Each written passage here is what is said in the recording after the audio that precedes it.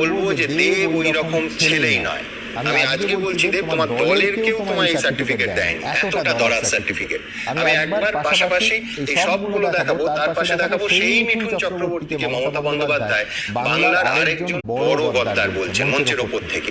এটা তো ছেলে সুলভ দেবে ভালো লাগার কথা নয়। আমি উত্তরে আসবো, কিন্তু তার আগে দেখবো পাশাপাশি ভালো আছে, সুস্থ আছে এবং রাস যেভাবে দেখেছিলাম সেরকমই মজায় আছে।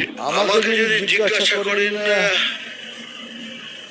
আমার মনে হয় না দেব ওই ধরনের ছেলে।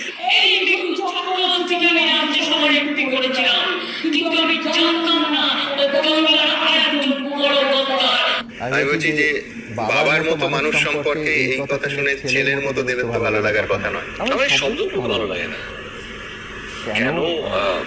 আমার তুমি দিদির ফুটেজটা দেখালে, আমি বলবো মোদিজির ফুটেজটা দেখাও। দিদি